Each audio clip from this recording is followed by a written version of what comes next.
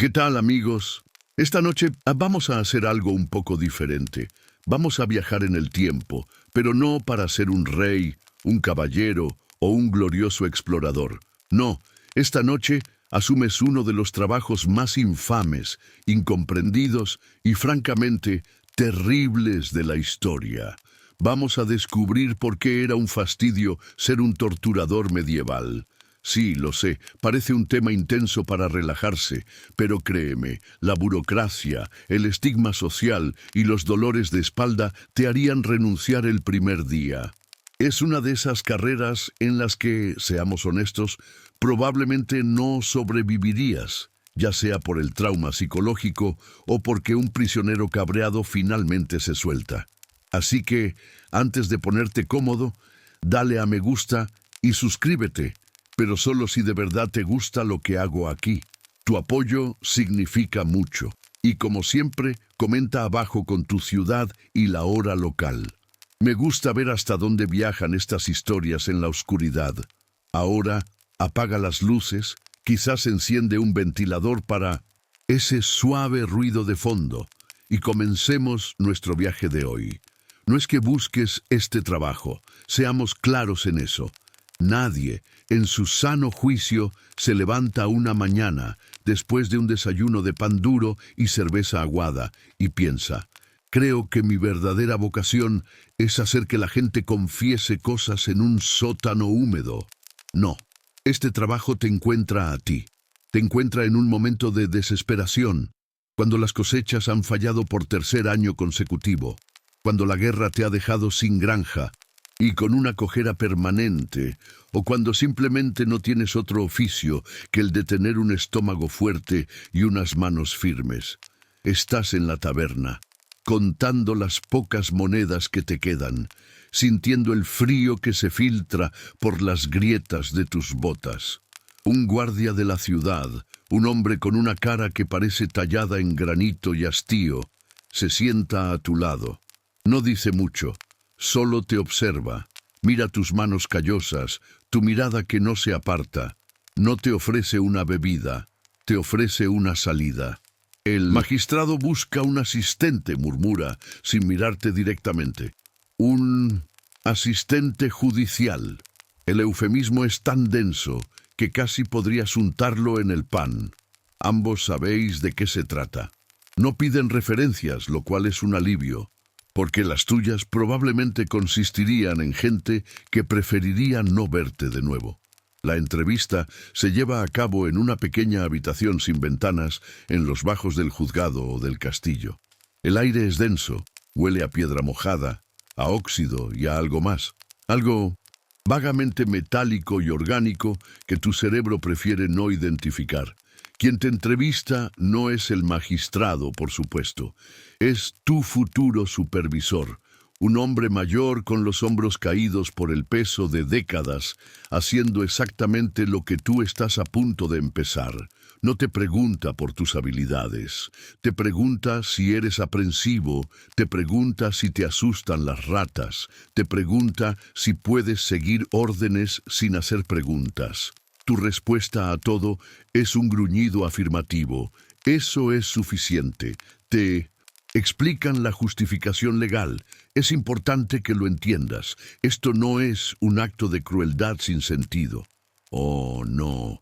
Esto es parte del proceso inquisitorial, un sistema legal perfectamente razonado, al menos para quienes lo diseñaron, para extraer la verdad.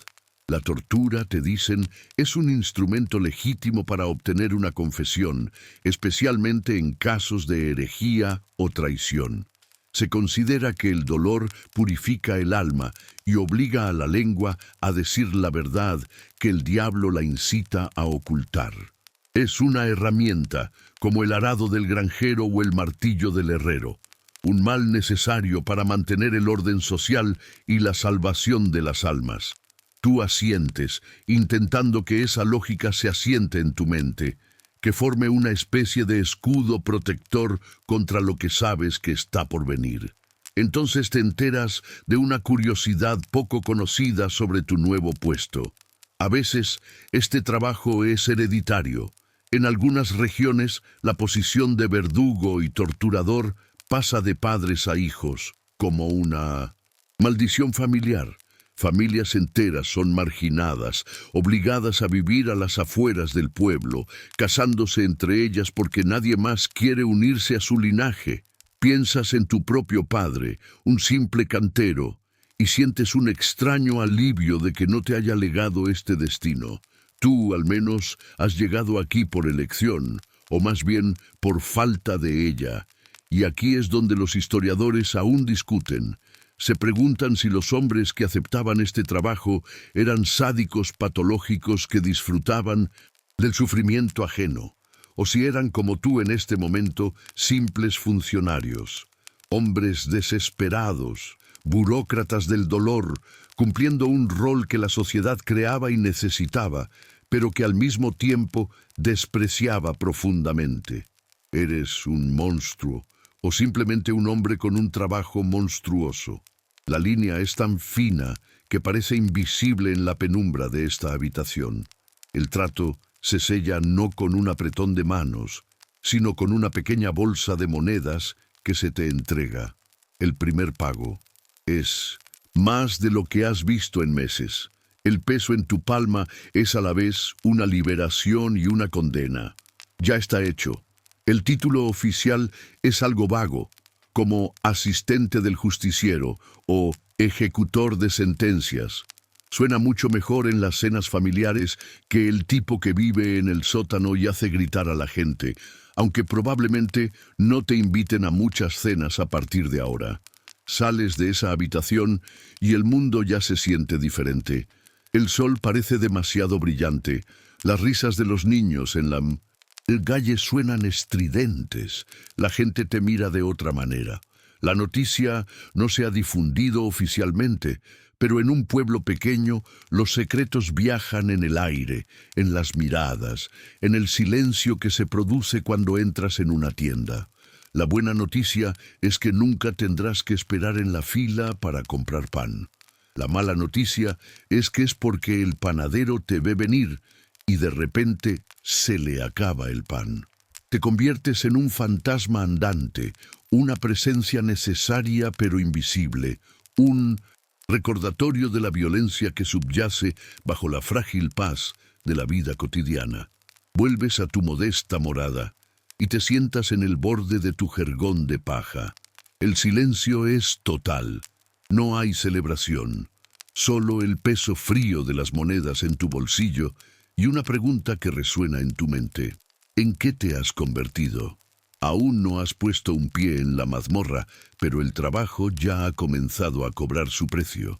La primera noche en tu nuevo empleo es larga y prácticamente sin sueño. Cada crujido del techo de paja, cada aullido distante de un perro, te recuerda la decisión que has tomado. Al amanecer, no te sientes descansado, sino extrañamente resignado. Llegas a la puerta trasera del juzgado, la que da a un callejón estrecho y sombrío, incluso a plena luz del día. La misma puerta de piedra que usaste ayer. Golpeas.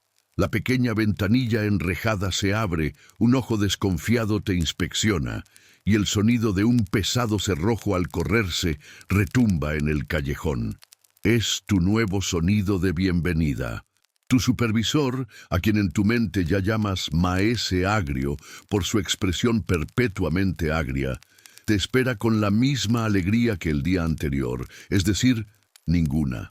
No hay palabras de aliento, solo un gesto con la cabeza que te indica que lo sigas. Descendéis por una escalera de caracol. Con cada escalón, el aire se vuelve más frío, más pesado. El olor a humedad y piedra se intensifica, pero ahora puedes distinguir otras notas en esa sinfonía deprimente. El olor a aceite rancio, a sudor viejo y un toque de vinagre que descubrirás que se usa para limpiar, para limpiar. Al llegar al fondo, te encuentras en una serie de cámaras abovedadas, más grandes de lo que habías imaginado. Es tu nueva oficina. Hay otro hombre allí, mucho mayor que tú, con la espalda encorvada y unas manos sorprendentemente delicadas, que está puliendo metódicamente una pieza de metal. Apenas levanta la vista. Este es Godofredo, dice Maese Agrio. Lleva aquí más tiempo que las propias piedras. Aprende de él. Godofredo emite un gruñido que podría ser un saludo. La camaradería es abrumadora. Entonces, Maese Agrio te da el tour de bienvenida. No hay canapés ni vino de cortesía, solo una creciente sensación de que deberías haberte dedicado a la cría de ovejas. Te muestra los diferentes instrumentos. No los nombra con dramatismo. Los presenta como un artesano presentaría sus herramientas. Ahí está el potro, esa famosa estructura de madera con sus rodillos y cuerdas. Se ve más grande y sólido de lo que imaginabas. Una especie de cama terrible. Te fijas en la artesanía de la madera, en el ingenio de los engranajes. Hay una extraña desconexión entre su construcción cuidadosa y su propósito horrible. En una pared hay una colección de herramientas más pequeñas, colgadas en orden, tenazas de diferentes formas, tornillos para los pulgares, la bota española, que parece más un instrumento de carpintería que otra cosa. Todo está limpio, casi reluciente. Descubres que este trabajo tiene más matices de los que pensabas. No se trata solo de aplicar fuerza, sino de saber cuánta, dónde y por cuánto tiempo. Es casi una ciencia, una especie de gastronomía horrible y retorcida. En un rincón oscuro ves una de esas cosas de las que has oído hablar en susurros. Un sarcófago de hierro con forma humana. La dama de hierro. Maese Agrio sigue tu mirada y resopla. Propaganda, dice. La mayoría de lo que la gente de arriba se imagina sobre este lugar viene de cuentos para asustar niños. Este trasto lo trajo un noble de un viaje por tierras germanas. Es más para intimidar a los prisioneros al llegar que para usarlo de verdad. Demasiado aparatoso, sucio y, francamente, mata al cliente demasiado rápido. Un cliente muerto no firma una confesión. Este es un hecho histórico que muchos desconocen. La famosa Dama de Hierro es en gran medida una invención posterior. Una pieza de museo del siglo XIX creada para el espectáculo. La realidad de tu trabajo es, a la vez, más mundana y más metódica. Aquí empieza la lección del manual no escrito. La primera regla y la más importante te la explica Maese Agrio, mientras señala una pequeña banqueta en un rincón. Ahí es donde se sienta el médico. Esta es una curiosidad poco conocida, pero fundamental de tu oficio. En muchos procedimientos legalmente sancionados, especialmente los de la Inquisición, la presencia de un físico o un barbero cirujano era obligatoria. Su trabajo no era aliviar el sufrimiento, sino asegurarse de que no mataras al prisionero. Te aconsejaría sobre la resistencia del sujeto, te diría cuando estás a punto de causar un daño irreparable, cuando una persona está a punto de desmayarse por el dolor o cuando su corazón podría ceder. Tu trabajo es obtener una confesión, no un cadáver. La burocracia, incluso en su forma más brutal, exige que se sigan las reglas, y esto nos lleva al debate que los académicos todavía mantienen. ¿La tortura era realmente efectiva para obtener la verdad? Maese Agrio te da una respuesta práctica, no filosófica. No buscamos la verdad, muchacho, buscamos una confesión, una que coincida con la evidencia que el magistrado ya tiene, una que pueda leerse en voz alta en el tribunal y que cierre el caso. Te explica que una persona bajo suficiente presión dirá cualquier cosa. Tu habilidad no consiste en hacerles decir la verdad, sino en hacerles decir la verdad correcta, la que los jueces quieren oír. Es una distinción sutil y devastadora que te perseguirá en las noches venideras. Tu primera tarea del día no es interrogar a un peligroso hereje. No, tu primera tarea es tomar un cubo de arena y vinagre y limpiar una capa de óxido de un juego de grilletes. Godofredo te muestra la técnica con un movimiento lento y practicado. El trabajo de verdad, el trabajo sucio, empieza con el tedio del mantenimiento. Mientras frotas el metal frío y áspero, el sonido rasposo resuena en la cámara silenciosa. Es un sonido monótono, industrial. Te das cuenta de que has cambiado el incierto futuro de un campesino por la predecible y horrible rutina de un funcionario del dolor. A medida que los días se convierten en semanas, empiezas a comprender que el aspecto más desafiante de tu trabajo no son las vistas, sino los olores y los sonidos. Tu mundo es un paisaje sensorial cuidadosamente orquestado para quebrar el espíritu, incluido el tuyo. Primero está el sonido, o la falta de él. Hay un silencio pesado y expectante que llena las cámaras, un silencio que parece absorber la luz de tu antorcha. Este silencio se rompe por una sinfonía constante y sutil, el goteo rítmico del agua de algún lugar en el techo cayendo en un charco con un ploc que resuena infinitamente, marcando el tiempo en la oscuridad. Está el suave y rasposo arrastrar de las ratas, tus únicas compañeras constantes. No pagan alquiler, pero al menos no te juzgan. Y luego, por supuesto, están los otros sonidos, los sonidos humanos. Ocasionalmente, un gemido bajo, el sonido de cadenas arrastrándose por el suelo de piedra, el chirrido de una puerta de celda. Estos son los sonidos que puntúan tu rutina, recordándote el propósito de este lugar. Pero el sonido, por más perturbador que sea, puede ser ignorado. El olor, sin embargo, es un invasor. Es lo primero que te golpea cuando bajas las escaleras y lo último que logras quitarte de la nariz cuando vuelves a tu miserable hogar. Es un aroma complejo, con capas, como el vino de un enólogo loco. La nota de fondo es la tierra húmeda, el moho antiguo y la piedra fría. Es un olor primordial, el olor de las tumbas y las cosas olvidadas. Sobre eso están las notas medias de tu oficio, el olor metálico y acre del óxido, el aroma grasiento del aceite que usas para mantener los mecanismos funcionando, y el olor fuerte a vinagre que impregna tus manos después de horas de limpieza. Y luego están las notas de salida, las más volátiles y penetrantes, el olor a sudor rancio y a miedo, un olor casi eléctrico, el hedor de cuerpos sin lavar, de enfermedades, de desesperación, y el olor a sangre que no es dramático como en los cuentos, sino un olor pesado y dulce a hierro, como lamer una moneda. Estos olores se mezclan para crear un perfume único, el eau de Don John, que se te pega como una segunda piel.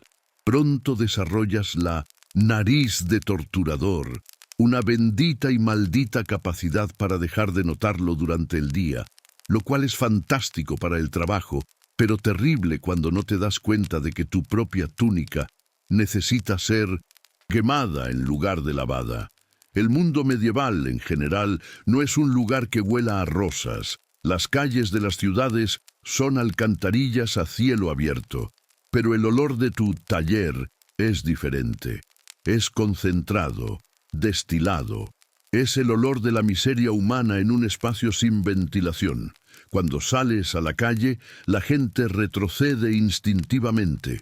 No es solo por tu estigma social, es porque llevas contigo el olor del lugar que todos temen. Intentaste usar hierbas aromáticas al principio. Guardas una pequeña bolsa de lavanda o romero en el bolsillo, aplastándola de vez en cuando para liberar la fragancia.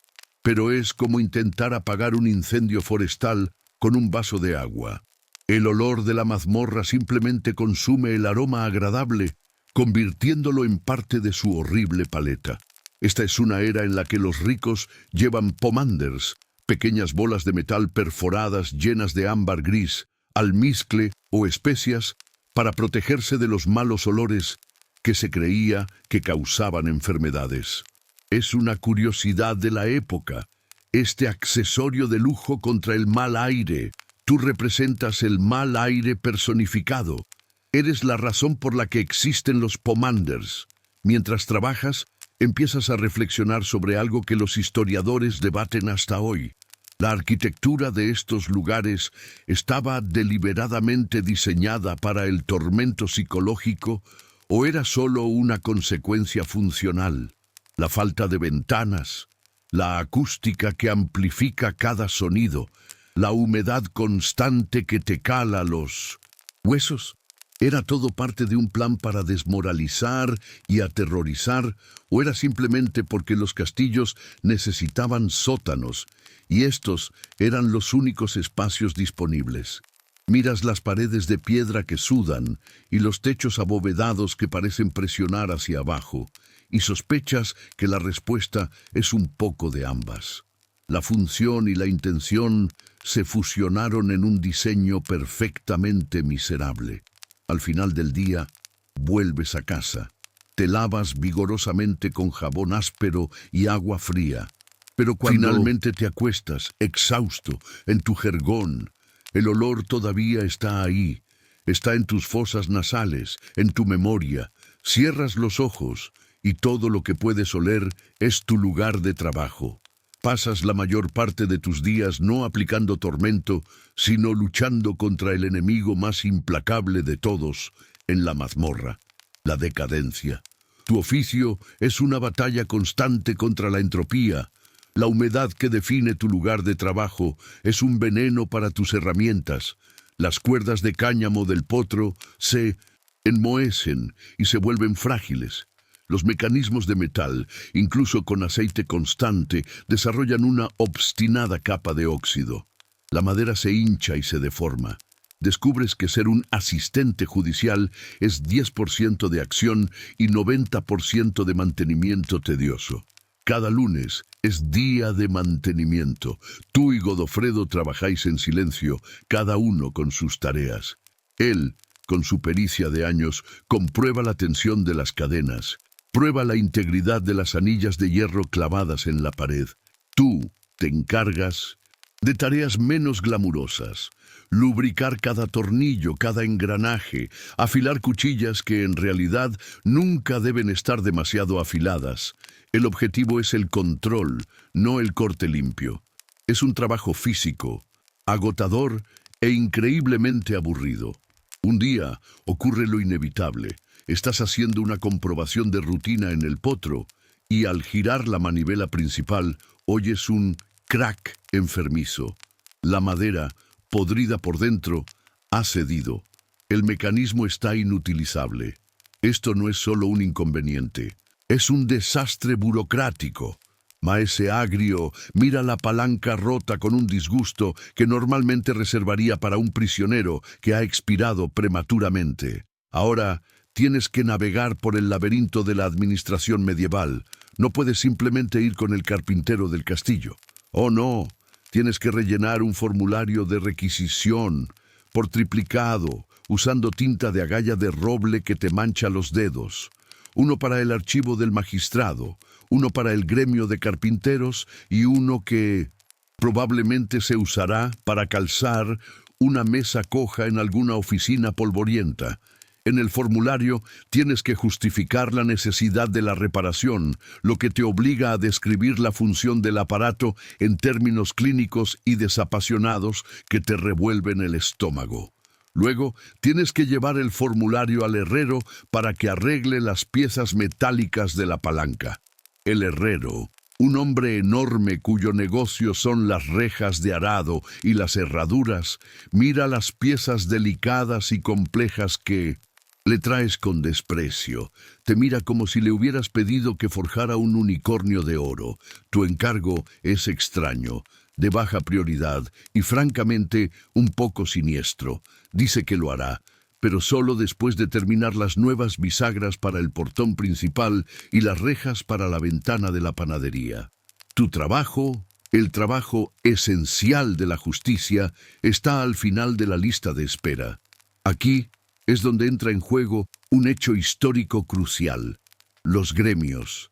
La sociedad medieval depende de artesanos altamente especializados, y estos están organizados en gremios que controlan la producción, la calidad y el precio. No puedes simplemente contratar a otra persona. Tienes que tratar con el maestro designado, seguir su horario y pagar su precio. Y tu gremio, el inexistente gremio de los torturadores, no tiene ningún poder de negociación. Mientras esperas, la presión aumenta. Llega un nuevo prisionero, un comerciante acusado de evadir impuestos al varón, y el magistrado quiere una confesión para el final de la semana. Pero tu principal herramienta está averiada. Tienes que improvisar con instrumentos menores, lo que es menos eficaz y más lento. Maese Agrio está furioso. La culpa, por supuesto, recae sobre ti. Esto lleva a otro debate entre historiadores. ¿Existía alguna estandarización para los instrumentos de tortura? ¿Había modelos oficiales, especialmente en jurisdicciones amplias como las de la Inquisición, con especificaciones y diseños a seguir? ¿O cada artesano local fabricaba los dispositivos basándose en descripciones vagas e improvisación, lo que resultaba en una enorme variedad de calidad y diseño? Mirando tu palanca rota, sospechas que la última opción es la más probable. No hay piezas de repuesto. Cada pieza es única, hecha a medida. Una curiosidad es que no existe el concepto de obsolescencia programada, pero la realidad de la mala calidad o de los materiales escasos es una constante. A veces, el magistrado decide recortar gastos. Realmente necesitamos cuerdas de cáñamo de primera calidad. Las viejas todavía sirven. Y ahí estás tú, trenzando de nuevo una cuerda, rezando para que no se rompa en un momento inoportuno. Al final, te das cuenta de que tu eficacia no depende de tu fuerza o de tu crueldad, sino de la calidad de una cuerda y de la buena voluntad de un carpintero malhumorado. Después de dominar la rutina del mantenimiento y acostumbrarte casi al olor, empiezas a lidiar con la parte central de tu trabajo.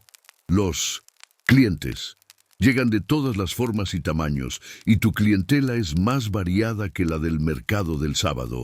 Tienes campesinos acusados de robar ganado, comerciantes que miraron mal al hombre equivocado, poetas cuyas metáforas fueron consideradas sediciosas, e incluso panaderos acusados de usar levadura impía.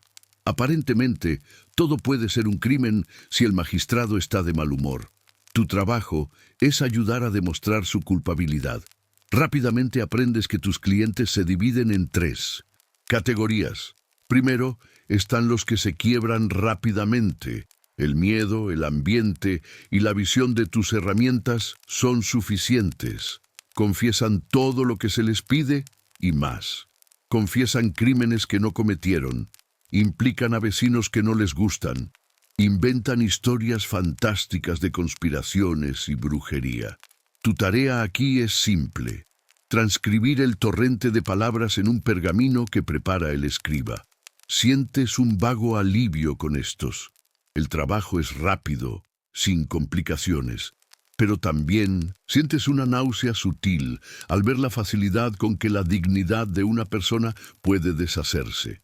Luego están los estoicos. Estos son tu mayor desafío profesional. Son hombres y mujeres con una convicción de hierro, ya sea por su inocencia, su fe o pura terquedad. Soportan lo que les infliges con un silencio que te pone de los nervios. Te miran, no con odio, sino con una especie de piedad que es 1000 veces peor.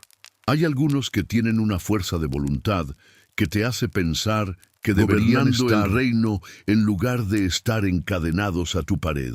Es un poco humillante en realidad. Las horas pasan, tus propios músculos duelen. Maese Agrio te observa desde las sombras. Su impaciencia es una presión física en tu espalda. Con estos, tu trabajo se convierte en una batalla de voluntades, y a menudo sientes que estás perdiendo. Finalmente, están los desafiantes. Estos no guardan silencio, luchan con palabras, cuestionan tu humanidad, preguntan por tu nombre, por tu familia, Rezan por ti en voz alta, pidiendo a Dios que perdone tu alma perdida. Se burlan de tu obediencia, llamándote perro del magistrado. Vuelven la tortura psicológica en tu contra. Estos son los que te mantienen despierto por la noche. Sus voces resonando en tu cabeza mucho después de que hayas vuelto a tu habitación. Es durante una sesión con un estoico, un hombre acusado de herejía, que Maese Agrio te da un consejo. Menciona un libro, un manual para interrogadores que detalla cómo acorralar a un hereje. Pregúntale sobre los ángeles, susurra.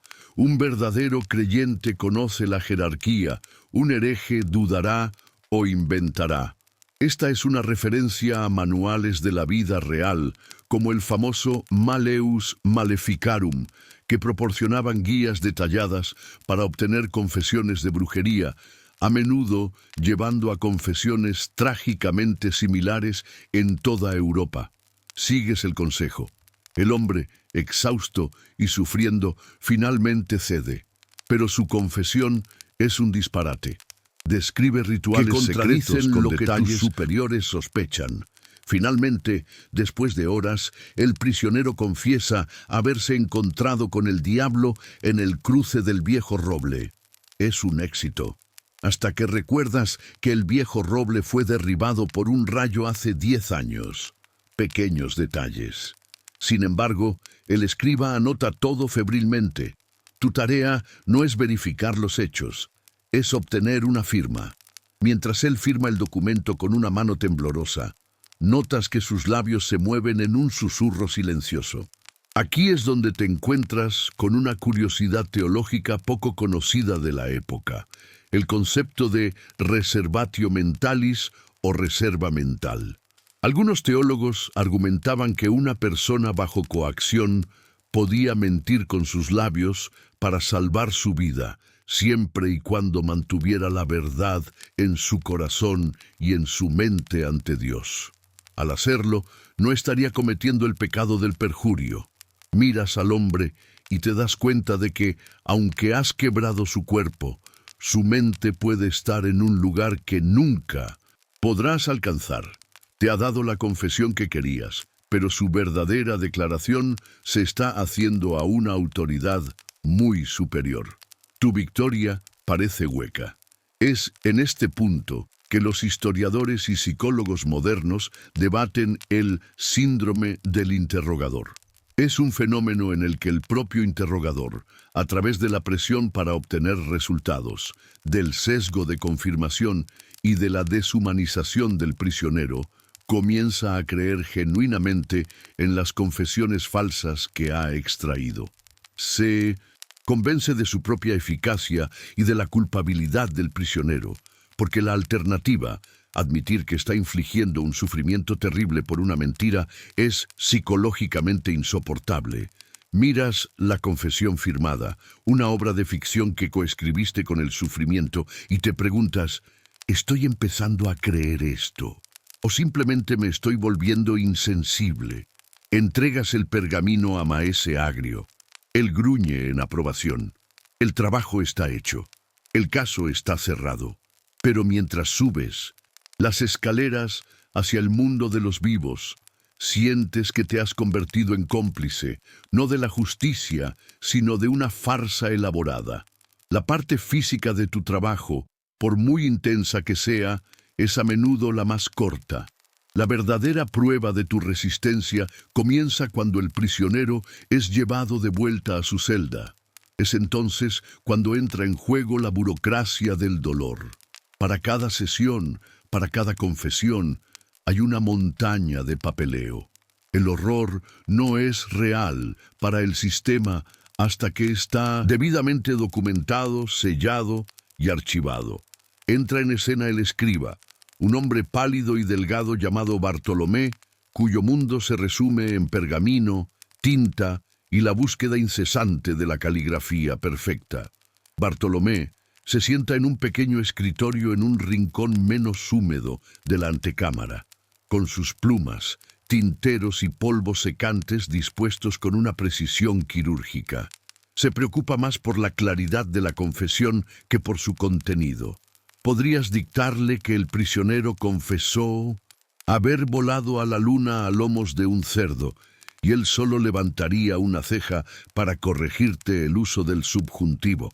Tú y maese agrio tenéis que dictarle un informe completo. Este documento no es una historia, es un registro técnico, desprovisto de emoción. Comienzas con la fecha, la hora, los nombres de los presentes. Luego, describes el procedimiento en términos clínicos. A la tercera hora, el sujeto fue sometido a la quaestio, la cuestión. Se aplicó el instrumento 7C, los tornillos de pulgar, por un período contado por 10 oraciones lentas del Padre Nuestro. Cada detalle es importante.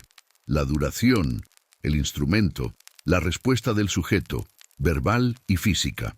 Además del informe del procedimiento, tienes que rellenar un formulario de inventario. Es quizás la parte más surrealista de tu trabajo. Tienes que registrar los consumibles. Utilizados, 2 metros de cuerda de cáñamo, ligeramente desgastada. Gastado, 1/4 de frasco de aceite para mecanismos. Necesita reparación. Las cintas, correa de cuero del tobillo derecho. Estás, en la práctica, gestionando el stock del sufrimiento. Tienes que justificar cada ítem. Si una cuerda se rompe, tienes que registrarlo para que pueda ser reemplazada. Si un mecanismo de metal se oxida, es tu responsabilidad reportarlo. Pasas más tiempo describiendo el procedimiento que el tiempo que pasaste realizándolo. A veces sospechas que si un prisionero muriera durante el proceso, la causa oficial de la muerte sería exceso de papeleo. El proceso es lento. La pluma de Bartolomé raspa el pergamino, un sonido que comienzas a asociar con la finalización de tu trabajo sucio. Se detiene a menudo para afilar la punta de la pluma con un pequeño cortaplumas o para pedirte que repitas una frase porque tu dicción de campesino no es clara. Este enfoque en la documentación es una característica fundamental del desarrollo de los estados y de la Iglesia en esta época. La burocracia es lo que da poder a una institución. La capacidad de mantener registros, de crear un rastro de papel, es lo que separa un reino organizado de la anarquía. Tu trabajo sucio en el sótano es un pequeño, pero necesario, engranaje en esta vasta máquina de papel. La confesión que extraes no es solo para condenar a un hombre, es para reforzar la autoridad de tu señor o de tu obispo.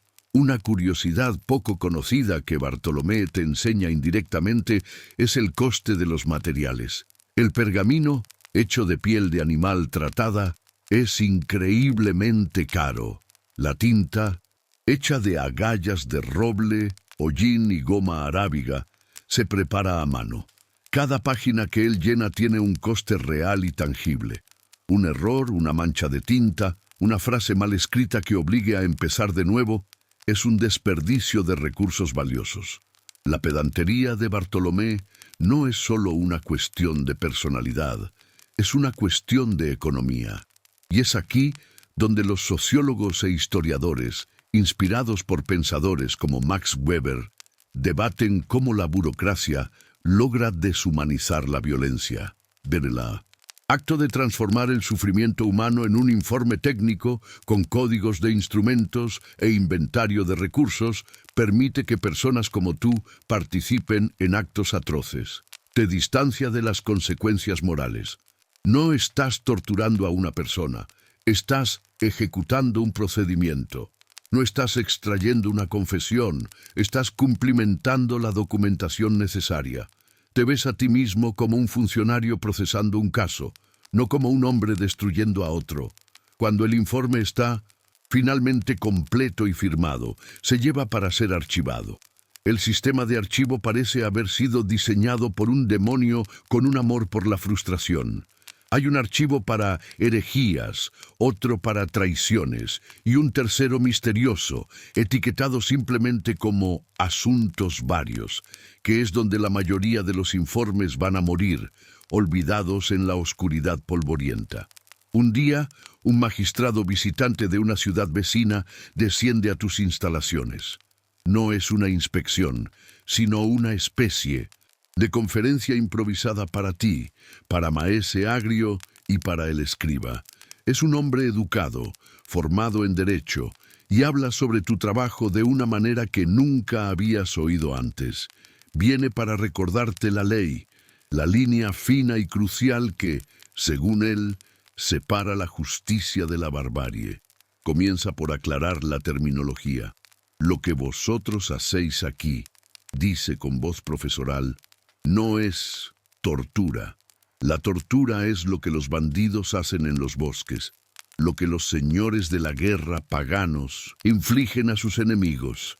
Es caótica, ilegal y sirve a la pasión, no a la razón. Lo que vosotros administráis es la quaestio per tormenta, la investigación a través del tormento. Es un instrumento legal, preciso y sancionado. Te das cuenta de que no eres un torturador, eres un técnico de interrogatorios aplicados. Suena mucho más profesional y es algo que casi podrías poner en una tarjeta de visita si la gente estuviera dispuesta a aceptar una de ti. El magistrado explica la base legal, un hecho histórico que transformó Europa. El redescubrimiento del derecho romano alrededor del siglo XII reintrodujo el concepto de tortura judicial en el sistema legal. Antes de eso, la justicia dependía a menudo del juicio por ordalía, como coger un hierro al rojo vivo, o del combate singular, donde se creía que Dios concedería la victoria al inocente. El derecho romano, con su lógica y su enfoque en pruebas y confesiones, era visto como un sistema mucho más moderno y científico. Y parte integral de ese sistema era la idea de que, en ausencia de dos testigos oculares, una confesión era la reina de las pruebas. Tu trabajo es obtener esa reina.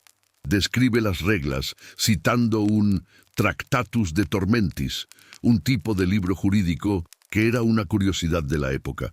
Tratados enteros escritos por juristas sobre las reglas y la filosofía detrás de tu trabajo. La ley, explica, es clara.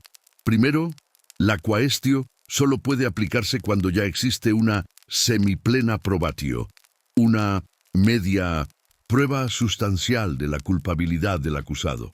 ¿Qué constituye media prueba? Nadie está muy seguro, pero a menudo se parece sospechosamente a alguien no le gusta a su vecino. Segundo, la ley estipula que la tortura no puede ser repetida. El magistrado hace una pausa dramática aquí. Sin embargo, añade con un guiño, puede ser continuada o suspendida y reanudada más tarde, si el prisionero aún no ha confesado completamente. La ley dice que no se puede repetir la tortura, pero se puede continuar una sesión después de una pausa de varios días. Es una distinción muy importante, principalmente para los abogados y para nadie más.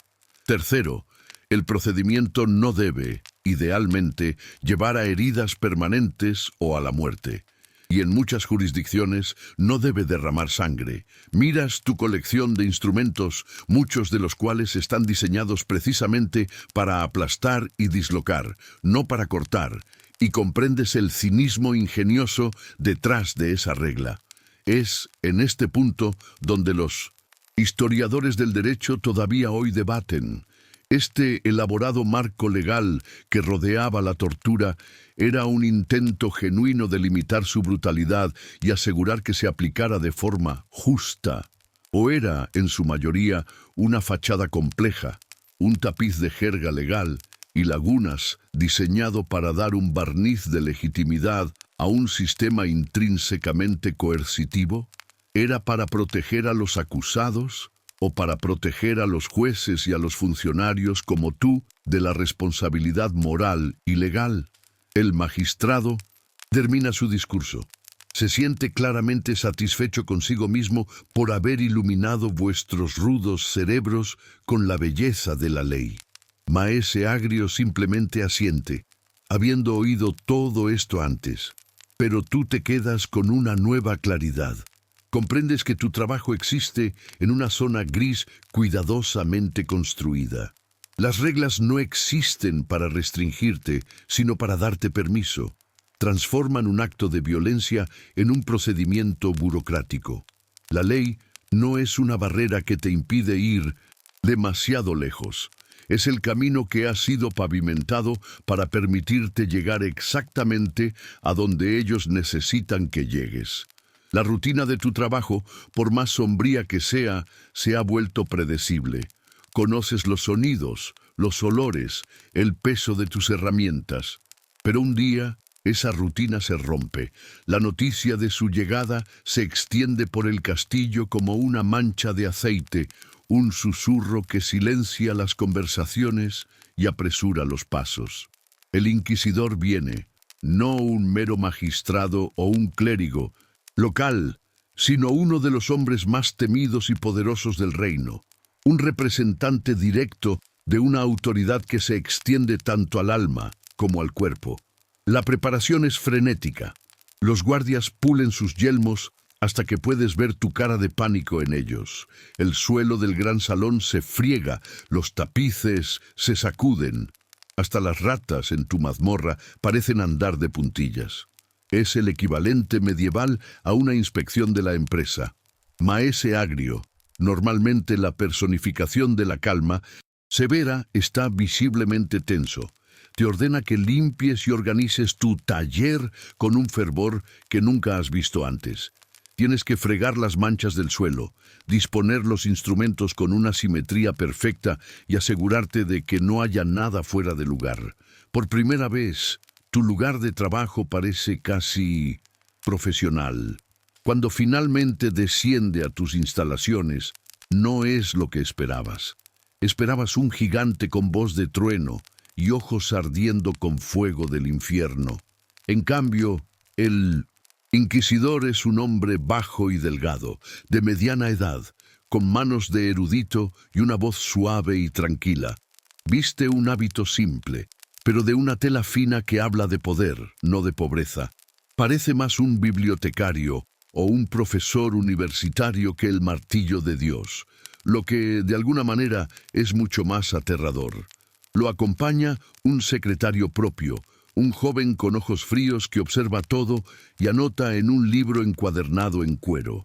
El inquisidor no pierde tiempo en formalidades.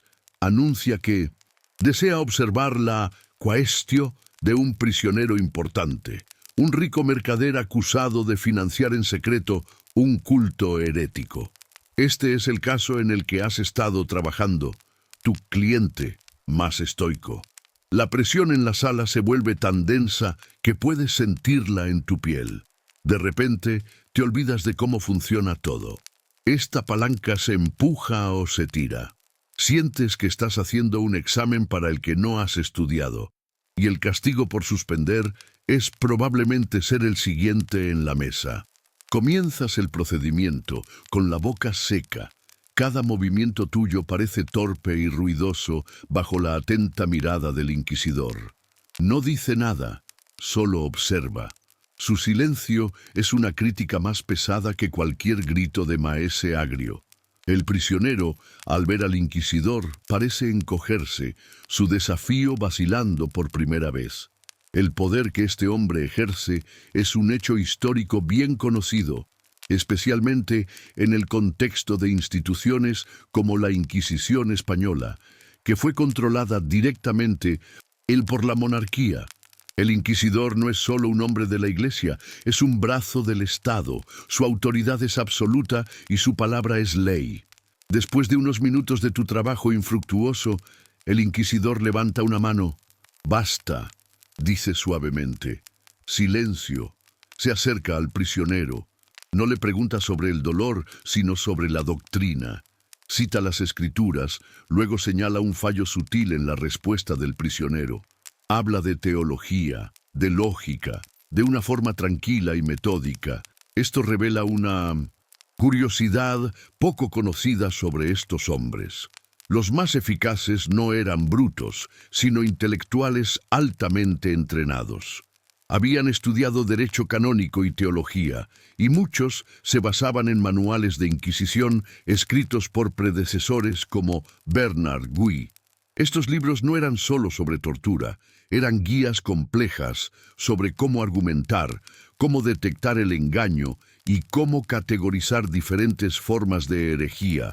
El inquisidor está librando una batalla de intelecto, usando tus herramientas solo, como telón de fondo para su guerra psicológica. Después de acorralar al hombre con palabras, se vuelve hacia ti. Continúe. La cuestión sobre su cómplice en brujas. Su instrucción es precisa. Obedeces, ahora reducido a un mero instrumento en sus manos. La voluntad del prisionero se desmorona bajo el ataque combinado de dolor físico y colapso intelectual.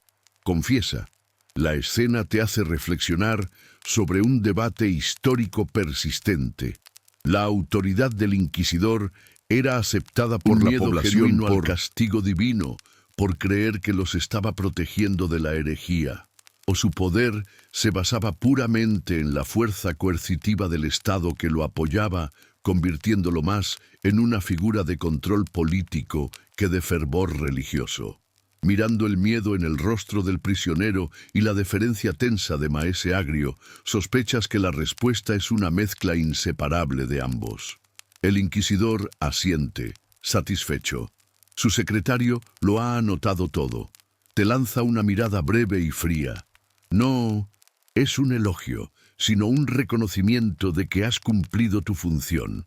Luego, él y su séquito se dan la vuelta y suben las escaleras, dejando atrás un profundo silencio, solo roto por los sollozos del hombre encadenado. La tensión en la sala se disipa lentamente. Maese Agrio incluso parece aliviado. En ese momento, comprendes la jerarquía del miedo de una forma muy clara. Tú puedes ser el monstruo en la oscuridad para los prisioneros, pero en este ecosistema de poder, eres solo una de las presas, menores.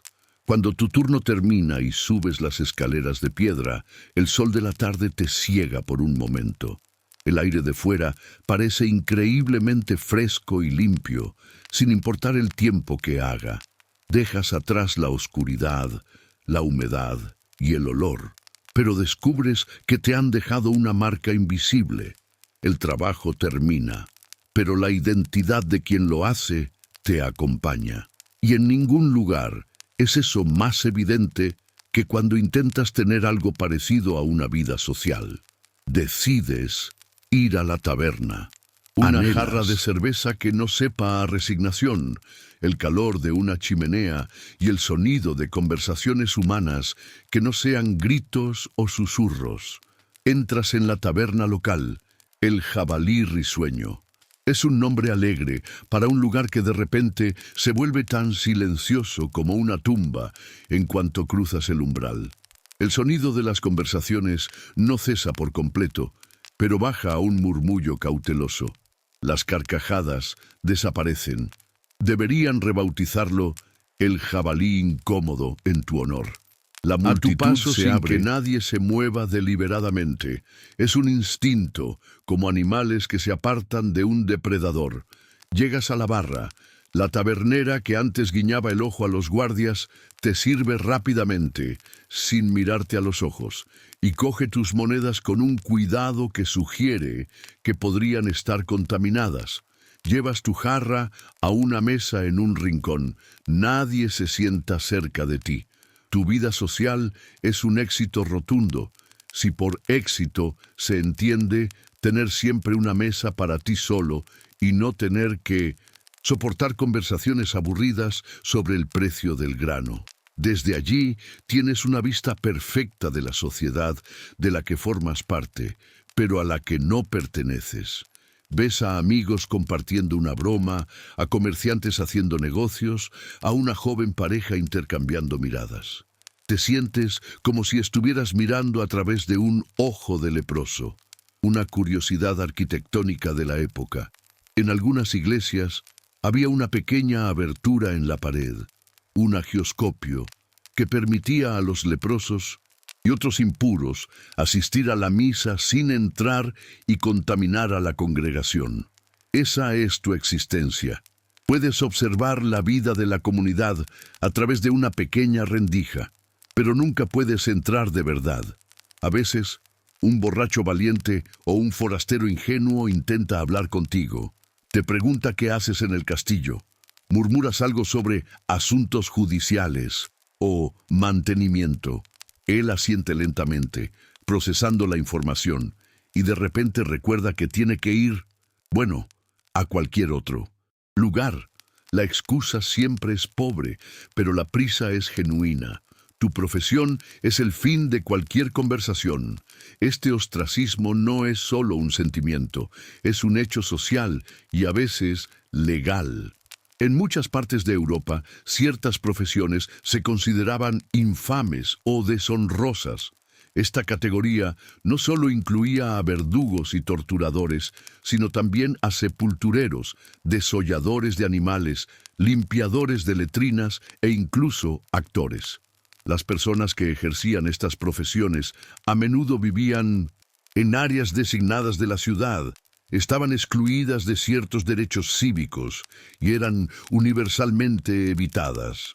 Tu función es necesaria para el funcionamiento de la justicia de tu Señor, pero esa misma función te vuelve impuro a los ojos de aquellos a quienes esa justicia pretende proteger. Eres la encarnación sucia de su ley y orden. Esto lleva a un debate entre los historiadores sociales sobre la naturaleza exacta de este aislamiento. ¿Era absoluto? ¿O existían subculturas de otros, marginados con los que podrías socializar? ¿Podrías encontrar compañía entre soldados mercenarios, prostitutas o mendigos? ¿O tu infamia específica te aislaba incluso de los otros parias de la sociedad? Miras a un rincón de la taberna y ves a dos mercenarios bebiendo, sus espadas al lado. Son hombres violentos, pero su violencia se ve en el campo de batalla, es un poco más glorificada. Ellos también mantienen su distancia de ti. Pareces estar en una categoría única de repulsión. Bebes tu cerveza en silencio, el único sonido es el crepitar de la chimenea y los murmullos distantes que evitan cuidadosamente tu dirección. El calor del fuego no parece alcanzarte. La cerveza, en lugar de relajarte, solo acentúa tu soledad. Terminas la bebida, dejas la jarra vacía y sales. Nadie se despide. El silencio solo se rompe cuando la puerta se cierra detrás de ti y oyes el sonido de la conversación volver a su volumen normal. El camino a casa por las calles oscuras es un reflejo de tu estado interior, vacío y solitario. El dinero que ganas te compra un techo y comida, pero no puede comprarte un saludo amistoso, un apretón de manos o una sola risa compartida. Te das cuenta de que la parte más cruel de tu trabajo no es lo que sucede dentro de la mazmorra, sino el silencio que te sigue a todas partes cuando sales de ella. Tu casa es tu único refugio, pero las paredes no ofrecen consuelo, solo confinamiento. Después de la soledad pública de la taberna, te enfrentas a la soledad privada de tu habitación. Es aquí, en el silencio y la oscuridad, donde el verdadero coste de tu trabajo se presenta para ser cobrado. La noche es tu verdadera cámara de tortura. Te acuestas en tu colchón de paja, que siempre parece húmedo y frío, y cierras los ojos. Pero tu mente se niega a descansar. Repites los acontecimientos del día no como un recuerdo, sino como un eco persistente. El sonido de una correa de cuero al ser apretada, el chirrido de un mecanismo al ser aceitado, el raspar de la pluma de Bartolomé en el pergamino. Son los sonidos mundanos los que te persiguen, la banda sonora de tu macabra rutina. Intentas contar ovejas, pero todas tienen el rostro del último prisionero y te juzgan en silencio. Es mucho menos relajante de lo que dicen los cuentos. Cuando el sueño finalmente llega, no es una liberación. Es un descenso a otro tipo de mazmorra, una construida por tu propia mente. Tus pesadillas no son literales, son peores. Sueñas que las herramientas en la pared susurran entre ellas sobre ti. Sueñas que estás intentando correr, pero tus pies están atrapados en cuerdas que se multiplican y te envuelven. En uno de los sueños más recurrentes, eres tú quien está sentado en la silla, mirando a una figura sombría que se acerca, una figura que tiene tu propio rostro. Sientes el frío del hierro en tu piel, la opresión en tu pecho. Te despiertas de un sobresalto, jadeando, tu corazón latiendo descontroladamente contra tus costillas. En esta época, los sueños se ven como algo profundamente significativo. Un sueño puede ser un mensaje de Dios, una tentación del diablo o una señal de que los humores de tu cuerpo están peligrosamente desequilibrados. Tus pesadillas no son solo un mal descanso, son un síntoma de una enfermedad espiritual. ¿Estará el diablo tratando de reclamar tu alma a través de tus sueños? ¿Estará Dios enviándote una advertencia de tu propio destino en el infierno? El miedo psicológico va acompañado de un terror espiritual. Desesperado, recurres a remedios populares. Recuerdas un encantamiento nocturno que tu madre solía murmurar, una mezcla de oración y superstición para alejar a los malos espíritus. Te levantas y trazas un símbolo protector en el polvo de tu puerta, con las manos temblando. Es un gesto fútil, una pequeña magia contra un horror tan profundo, pero es todo lo que tienes. Esta es una curiosidad de tu era. La línea entre la fe y la superstición es tenue, y la gente usa todo tipo de amuletos y encantamientos para protegerse de males que no pueden comprender, incluidas las pesadillas, que a veces se personificaban como una criatura, la Mara, que se sentaba en tu pecho mientras dormías. Duermes a plazos, como un mal pagador. 1 hora aquí, media hora allá, siempre con un ojo medio abierto, esperando que algo o alguien salga de las sombras. Generalmente es solo una rata, lo cual es casi un alivio. Descubres que una jarra de la cerveza más barata y fuerte de la taberna que te llevas a casa ayuda a silenciar los ecos en tu cabeza. No te da un sueño reparador, pero al menos te lleva a un estado de inconsciencia turbia, lo que ya es una mejora. Tu sufrimiento plantea una pregunta que los psicohistoriadores debaten. ¿Cómo se manifestaba el trauma en una era pre-psiquiátrica? Sin los conceptos de estrés postraumático o de colapso nervioso, ¿cómo interpretaría un individuo como tú su propio sufrimiento mental?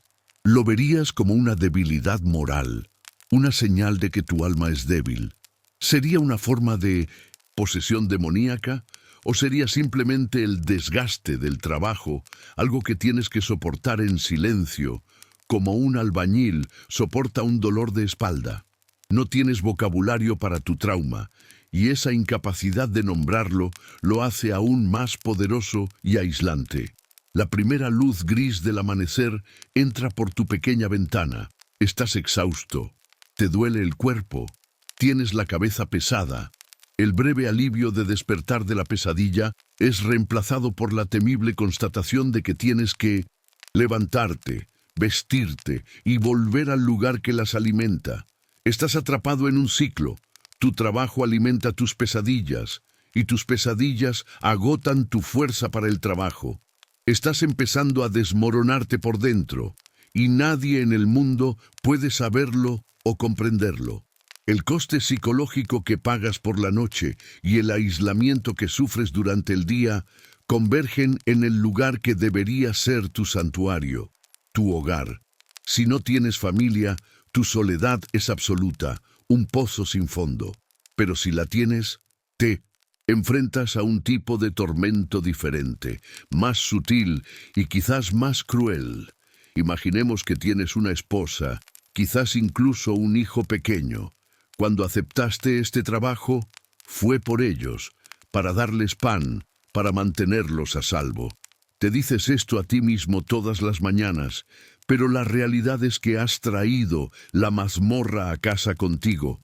Le dices a tu mujer que te encargas del mantenimiento de los sótanos o que eres un asistente del magistrado. Técnicamente no es mentira, solo omites la parte en que el mantenimiento a veces grita. Al principio ella quizás te crea, pero luego nota los cambios. Notas cómo lava tu túnica de trabajo por separado de las otras ropas, como si intentara purificarla. Notas a tu hijo pequeño, que antes corría a abrazarte. Ahora se esconde detrás de las faldas de su madre cuando entras, mirándote con ojos grandes e inciertos. Es genial, te ahorra el esfuerzo de tener que agacharte con tu dolor de espalda crónico. Te dices a ti mismo, con un humor negro, que nunca verbalizas. Tu presencia llena la pequeña casa de una tensión silenciosa.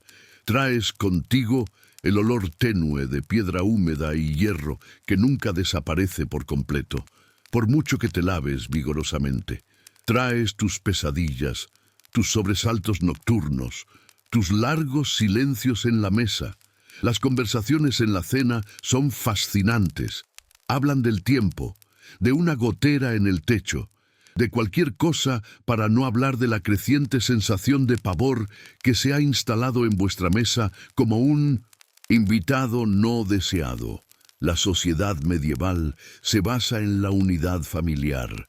La reputación de un hombre es la reputación de su familia.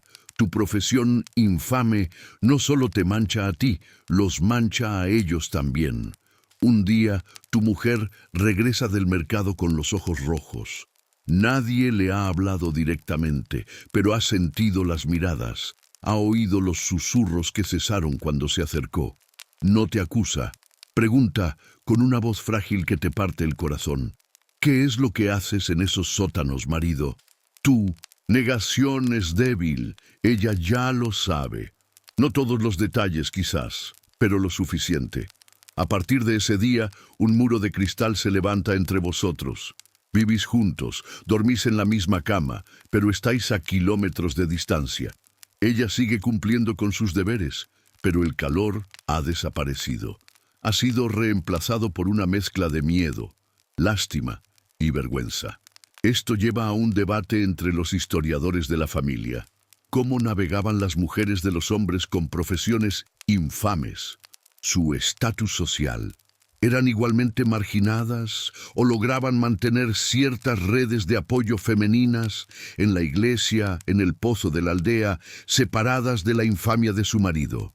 ¿O se convertían en cómplices silenciosas, administrando los ingresos de su marido mientras soportaban el ostracismo? Ves a tu mujer luchar con estas cuestiones. Ves cómo se esfuerza por mantener una apariencia de normalidad por el bien de vuestro hijo. Y ves el coste que eso tiene para ella. Tu trabajo tiene una consecuencia aún más siniestra, una curiosidad legal conocida como corrupción de la sangre. Aunque formalmente se aplicaba en casos de traición, donde la familia de un traidor perdía todos sus bienes y derechos, una versión social de esta corrupción se aplica a ti. Tu infamia puede ser hereditaria. Tu hijo podría tener dificultades para encontrar un maestro que lo acepte como aprendiz. Tu hija, si la tuvieras, tendría una dote manchada. El trabajo que aceptaste para alimentarlos está envenenando su futuro. Tu secreto mejor guardado no es lo que haces, sino el daño que estás causando a quienes más amas simplemente por existir. Tu casa ha dejado de ser un refugio. Se ha convertido en solo otro lugar donde tienes que llevar una máscara. Trabajas bajo la protección de tu Señor, ya sea un varón, un obispo o un magistrado nombrado por la corona. Tu legitimidad, la tenue línea que separa tu trabajo de un crimen, la dibuja su autoridad. Siempre pensaste que tenías un trabajo para... Resulta que sí, pero la duración de esa vida de repente parece mucho más corta y está sujeta a cambios sin previo aviso. Los vientos políticos comienzan a cambiar. Empieza con susurros en la ciudad. El viejo varón está enfermo. Su heredero vive lejos y no tiene interés en estas tierras. Un noble rival, con una antigua reclamación sobre el feudo, ha estado ganando el favor del rey. O quizás el inquisidor que te visitó ha caído en desgracia, acusado él mismo de excesos, y una nueva, en facción más reformista, está tomando el control. El suelo bajo tus pies, que parecía ser de piedra sólida, comienza a parecer arena. Entonces, un día, sucede. El viejo varón muere. El noble rival llega con un pequeño ejército y documentos firmados por el rey. La transición es rápida e implacable. El nuevo señor es un hombre del pueblo.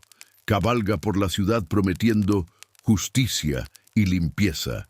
Quiere demostrar que su liderazgo será diferente, más justo y menos brutal que el del antiguo régimen. Empiezas a sospechar que tú caes en la categoría de suciedad que necesita ser limpiada.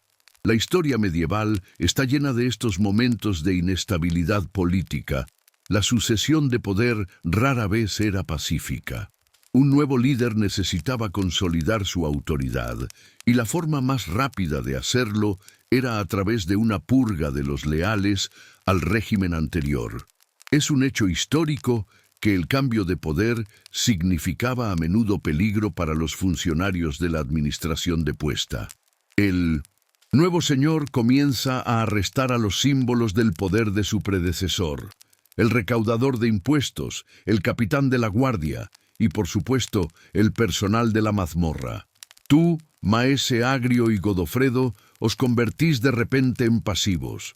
Sois la prueba viva de las prácticas bárbaras que el nuevo señor prometió abolir. Esto evoca una práctica antigua, la damnatio memoriae, la condena de la memoria. Cuando un emperador romano era depuesto, el Senado podía borrar oficialmente su existencia.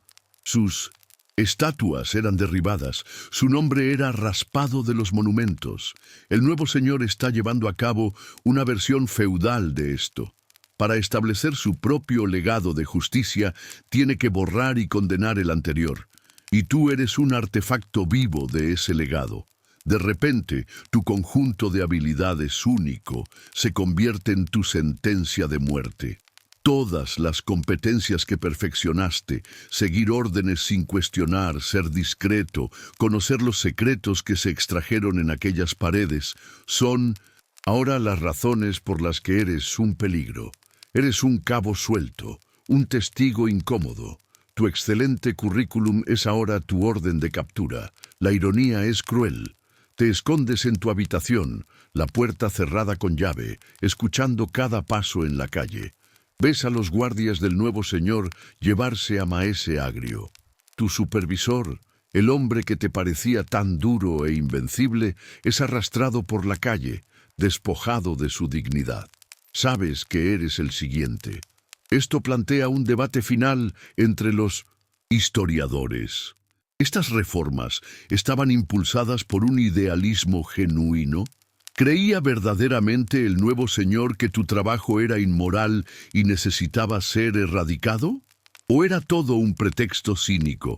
¿Estaba simplemente usando la condena de tus prácticas como una herramienta de propaganda para legitimar su propio poder, ganar el favor del pueblo y eliminar a cualquiera leal a su predecesor? Para ti, la respuesta a ese debate académico no importa en absoluto. Idealista o cínico, el resultado es el mismo. Tu vida está en peligro. El cazador se ha convertido en la presa. El miedo que solías administrar es ahora el aire que respiras. Tienes que tomar una decisión. ¿Te quedas y te enfrentas a la justicia del nuevo señor, que probablemente será rápida y pública? ¿O juntas tus pocas monedas, dejas todo atrás y desapareces en la noche, convirtiéndote en un fugitivo, un hombre sin nombre y sin lugar en el mundo? La estructura que te dio un propósito y un salario ahora intenta aplastarte. Elegiste huir. En la oscuridad de la noche, con solo las monedas que tenías y la ropa que llevabas puesta, desapareciste. Dejaste atrás tu casa, tu familia, tu nombre. Tu huida es una especie de peregrinación secular y desesperada, no hacia un santuario sagrado, sino simplemente lejos de ti mismo. Ahora, años después, eres un hombre mayor, viviendo en una ciudad portuaria a cientos de kilómetros de distancia, donde nadie conoce tu rostro. Tu nuevo nombre es aburrido y común, como Juan o Pedro. Es el tipo de nombre que nadie recuerda, lo cual es exactamente el objetivo. Pasaste de ser memorablemente infame a ser inolvidablemente anodino. Trabajas en los muelles, un trabajo anónimo y físicamente exigente que deja tu cuerpo demasiado dolorido para pensar. Cargas cajas, amarras cuerdas y el olor a pescado salado y alquitrán ha reemplazado el olor a piedra húmeda y miedo. Es una mejora, pero la jubilación no es un descanso pacífico. Es un exilio autoimpuesto. Tu pasado vive en tu cuerpo. Tus articulaciones predicen la lluvia con más precisión que cualquier astrólogo. Es tu única habilidad mágica y la cambiarías por una espalda que no sonara como un saco de nueces cuando te levantas. Tus manos, que antes eran fuertes y firmes, ahora están nudosas y rígidas por la artritis, una consecuencia de años trabajando en el frío y la humedad. Cada dolor es un recuerdo. Cada punzada es un eco de un acto pasado. La esperanza de vida medieval puede no ser alta, pero para aquellos que sobreviven a las plagas y a la juventud, la vejez es a menudo una larga conversación con el dolor crónico. Sobreviviste, pero tu cuerpo lleva la cuenta.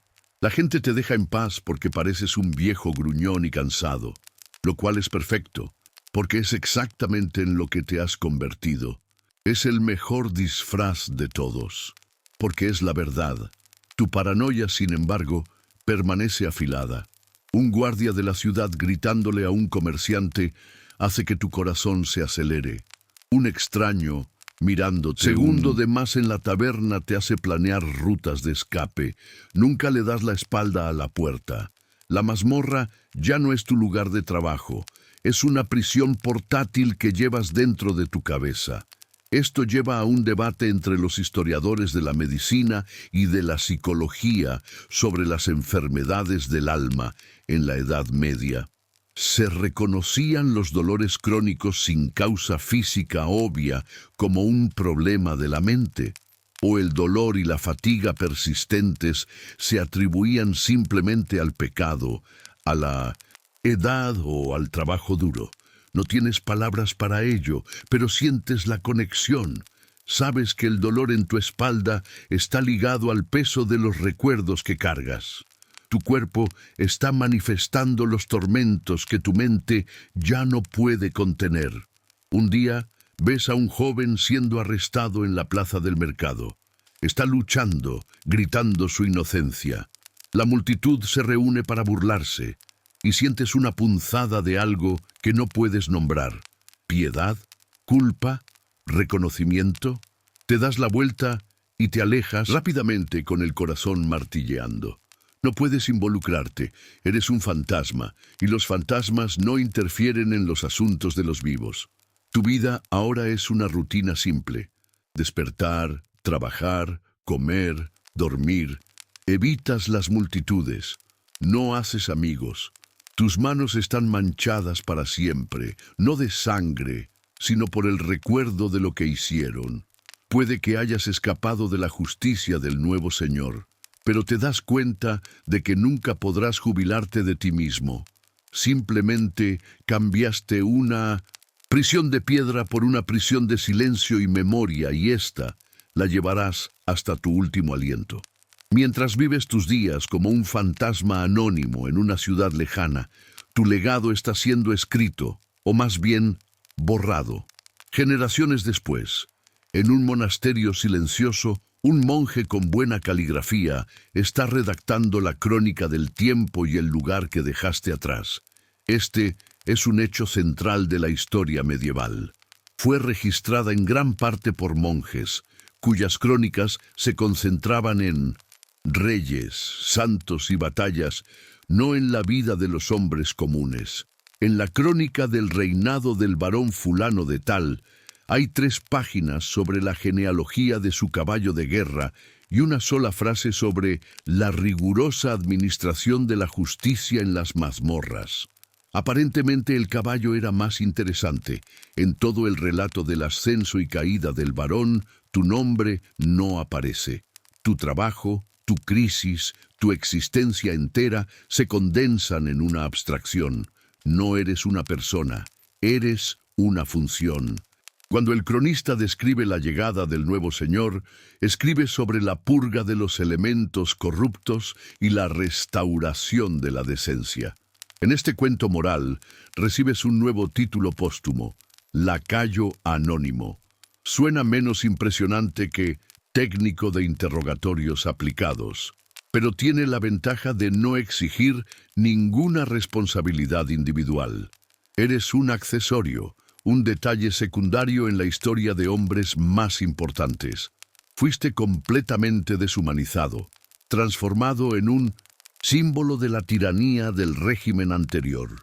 Un futuro erudito, quizás siglos después, podría escribir un libro sobre el castillo.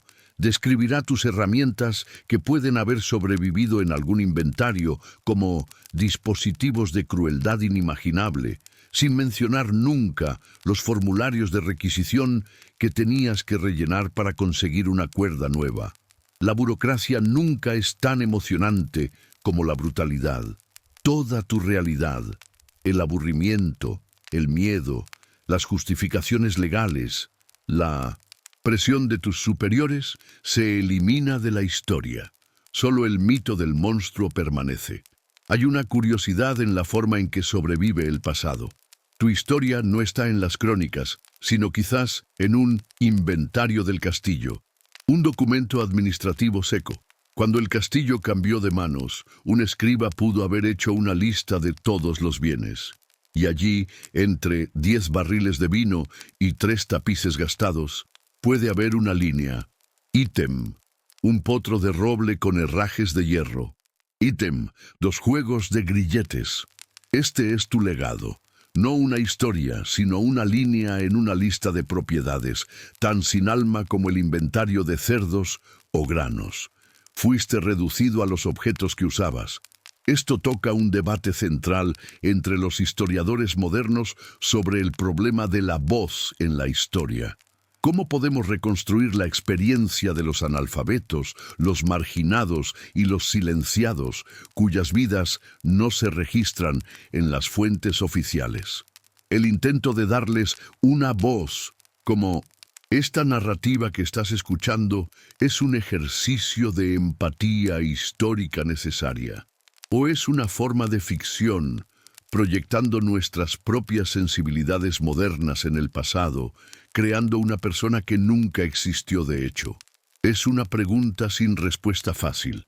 Todo lo que sabes es que después de una vida de miedo, aislamiento y dolor, tu única inmortalidad es ser un villano sin nombre en el cuento de otra persona, o una nota a pie de página olvidada en un libro de contabilidad. La historia tiene una forma de limar las asperezas, de transformar a individuos complejos y contradictorios en arquetipos simples. Y en el gran libro de la historia, tu capítulo es corto, brutal y no está escrito desde tu punto de vista. No tienes legado, solo una mancha. Ahora eres viejo, te sientas en un muelle de madera podrida mirando al mar. El sol se está poniendo, pintando el cielo con tonos de naranja y púrpura que te recuerdan a viejos moratones. El aire salado llena tus pulmones, es el olor de la libertad, o al menos de tu versión de ella. El sonido de las olas rompiendo suavemente en la playa es la única constante en tu vida, un ritmo suave que te calma y te persigue. Cada ola que retrocede suena como un suspiro. Has pasado tu vida al servicio de la verdad, solo para descubrir que la verdad era negociable y que tu propia vida se había convertido en una mentira. Es una broma cósmica bastante elaborada. Toda tu vida adulta, la gente te evitó y temió. Ahora nadie te ve. Invisibilidad resulta que es el paso final después de la infamia. Es una especie de promoción. Eres solo un viejo pescador cuyas redes están siempre vacías. Tus pensamientos se vuelven hacia el final. El concepto de las 4 postrimerías era el pilar de tu mundo antiguo: muerte, juicio, cielo e infierno. Pasaste toda tu vida temiendo el juicio, imaginando tu propio momento ante un tribunal divino. Ahora, el miedo ha sido reemplazado por un profundo agotamiento. Ya has sido juzgado 1000 veces en tus propias pesadillas. ¿Qué más podría mostrarte un juez? ¿Recuerdas haber oído hablar de libros llamados Ars Moriendi, el arte de morir? Una curiosidad de una era posterior, pero el sentimiento era atemporal. Enseñaban a la gente a tener una buena muerte, a resistir la tentación de la desesperación.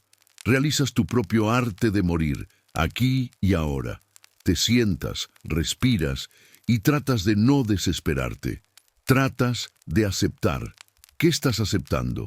Una vida gastada causando dolor en nombre del orden. Vida huyendo de la consecuencia de ese orden. Piensas en todos los secretos que oíste, las confesiones forzadas de herejía y traición. Y ahora, tu único secreto es que una vez fuiste alguien. Y es el único secreto que te llevarás a la tumba sin que nadie te lo arranque. Esta es la pregunta final, el debate que los filósofos e historiadores nunca resuelven. ¿Puede un individuo ser moralmente separado de sus actos? ¿Eres responsable de las órdenes que seguiste?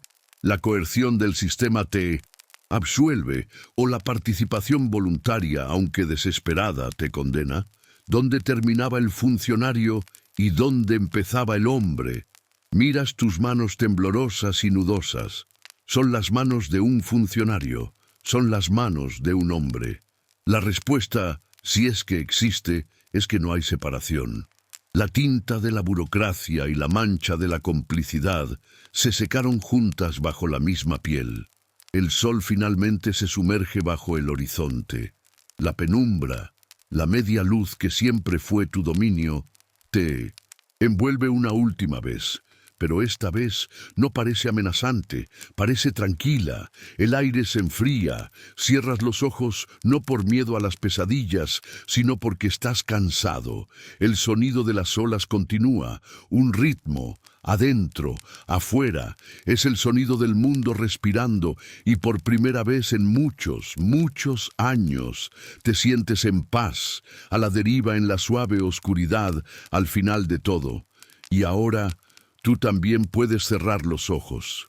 La historia ha terminado. El viaje a través de la oscuridad de otra persona ha llegado a su fin, y lo que queda es tu propia oscuridad silenciosa y tranquila. Deja ir al personaje. Deja que sus luchas, sus miedos y sus recuerdos se disuelvan como la sal en el agua del mar. No son tuyos para cargar. Siente el peso de tu propio cuerpo, la forma en que se relaja en tu cama. Siente la suavidad de las sábanas. El aire en tu habitación está quieto y tranquilo. La penumbra no es una mazmorra, es una manta. Es un refugio seguro del día que ha pasado. Concéntrate en el suave sonido del ventilador o en el profundo silencio de tu habitación. Deja que sea tu propia versión del sonido de las olas. Un ritmo constante y suave. Respira hondo, lentamente, sintiendo el aire llenar tus pulmones. Y exhala, aún más lentamente, liberando cualquier tensión que quede. Deja que tus hombros se relajen. Deja que tu mandíbula se suelte. Deja que tus pensamientos se alejen, como barcos a la deriva en un mar en calma. No hay nada que necesites hacer ahora. No hay ningún lugar donde necesites estar. Solo aquí, solo ahora.